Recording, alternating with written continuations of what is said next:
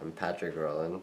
I'm the former Deputy Director of National Intelligence for the United States of America between 1982 and 1987. The Golden Crescent is the world's leading supplier of opium. The Golden Crescent is comprised of the countries Iran, Afghanistan, and Pakistan.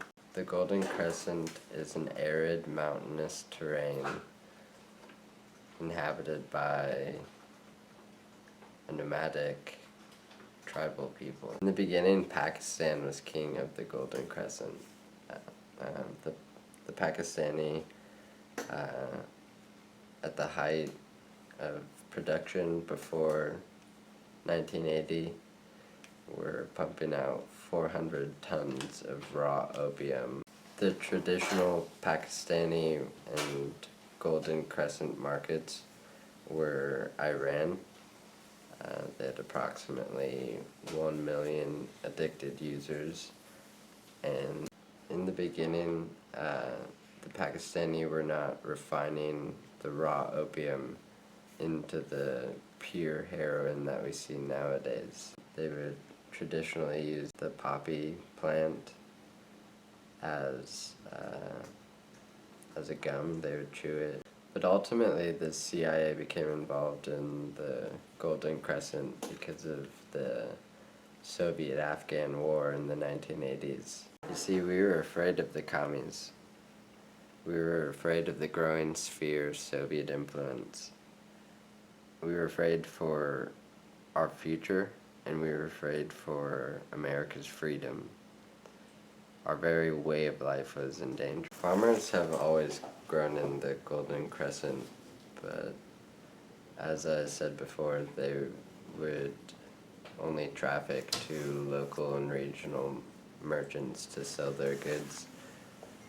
When the CIA got involved, we acted as advisors, investors, and even recruiters.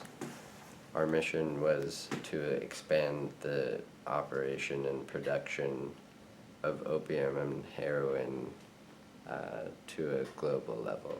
We supplied the Mujahideen initially with the contacts and knowledge to move their product to global markets. We put them in touch with our contacts in La Cosa Nostra, in Greece and Italy, and other crime syndicates throughout the European continent.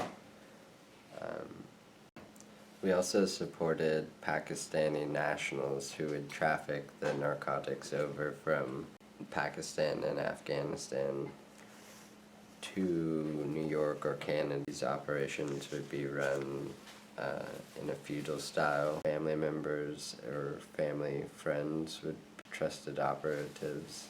Although these Pakistani nationals weren't good at selling their product, so we had to focus on providing the contacts for the sales once they were able to actually get the product over here. As I said, we were only ever advisors and consultants for this process. We were never boots on the ground. So the drugs were moved independently between organizations, and all of these moves were arranged by U.S. Central Intelligence. We moved heroin out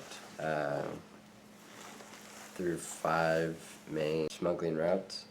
We also arranged for the weapons shipments that the Mujahideen tribes had received. Shipments from China directly into Pakistan, from Egypt into Iran, and from there they would reach Afghanistan. And we also shipped in weapons to Pakistan via Karachi, and Pakistani intelligence would then truck them to Peshawar in Pakistan's northwestern province. And you know, we really got out for a lot of reasons. Like I said, in the beginning, Pakistan was king, and they were pumping out 400 tons of opium. By the time we had enough of the Golden Crescent, Afghanistan was king, pumping out 1,000 tons of raw opium globally.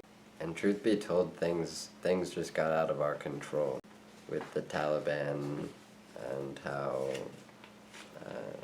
that whole scenario spiraled out of control. And the thing is people don't realize how much power comes with production and trade of these illicit drugs.